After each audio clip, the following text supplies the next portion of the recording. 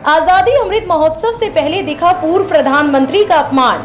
RSS की विचारधारा एक बार फिर हुई उजागर। इन दिनों आप केंद्र और बीजेपी शासित राज्यों की किसी भी वेबसाइट पर चले जाएं, सब जगह आपको अमृत महोत्सव की तैयारियां दिखाई देंगी। मीडिया भी ऐसी तमाम खबरों से भरा हुआ है। पिछले दिनों मीडिया में इस खबर को कुछ ज्यादा प्रमुखता दी गई कि दिल्ली के जामिया मिलिया इस्लामिया विश्वविद्यालय में अमृत महोत्सव मनाने की तैयारी शुरू हो गई है। वैसे ये कोई नई शब्दावली नहीं है। अमृत महोत्सव शब्द का इस्तेमाल देश के कई इलाकों में ना जाने कब से होता रहा है। मसलन 1995 में स्वामी नारायण संप्रदाय के प्रमुख जब 75 साल के हुए तो इस समुदाय के लोगों ने दुनिया भर में 37 दिन का अमृत महोत्सव मनाया। मुंबई में तो इसके लिए खासा भव्य आयोजन हुआ। किसी चीज के 75 साल पूरे होने पर या 75वीं जयंती पर अमृत महोत्सव मनाने के कई दूसरे उदाहरण भी खोजे जा सकते हैं।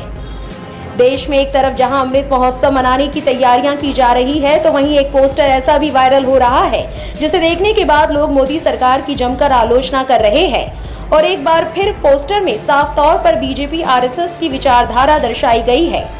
दरअसल आजादी महोत्सव के वायरल पोस्टर में स्वतंत्र सेनानियों की तस्वीरें नजर आ रही है, लेकिन उन्हीं तस्वीरों में माफी वीर सावरकर की भी तस्वीर चिपका दी गई है। Indian council of historical research द्वारा जारी किए गए पोस्टर में महात्मा गांधी, डॉक्टर अंबेडकर सहित स्वतंत्र सेनानी भगत सिंह की तस्वीर तो नजर आ ही रही है, लेकिन पूर्व प्रधानमंत्री जवाहरलाल नेहरू की जगह सावरकर की फोटो लगा दी गई है। मतलब मौजूदा सरकार ये दिखाना चाहती है कि सावरकर भी आजादी में बहुत बड़ा योगदान है, जिन्होंने अंग्रेजों से माफी मांगी थी और सुलह कर ली थी। इस पोस्टर को फिल्म मेकर विनोद कापड़ी ने भी अपने ट्विटर हैंडल पर शेयर किया है और मोदी सरकार पर तंज कसा है। विनोद कापड़ी भाजपा पर तंज कसते हुए लिखते हैं, अपमान 9 साल तक जेल में रहने वाले नेहरू का नहीं हुआ है, अपमान तो आजादी के असली सेनानियों का हुआ है।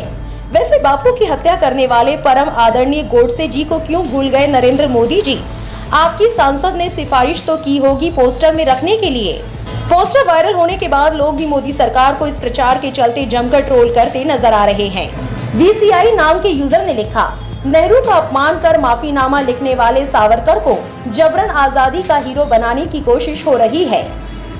खालिद गौरी नाम के यूजर ने लिखा, ये समूचे भारत का अपमान है, बेशर्मी की हद ही नहीं इनको। मोहम्मद इम्तियाज नाम के यूजर लिखते हैं, जिनका देश की आजादी में कोई रोल नहीं था, उन देश के गद्दारों को हीरो बनाने की साजिश है।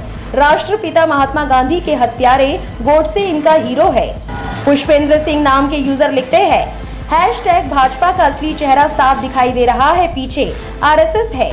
मोरदवाज नाम के यूजर लिखते हैं, खुदीराम बोस और चंद्रशेखर आजाद को हटाकर 6 बार के माफी वीर सावरकर का फोटो है।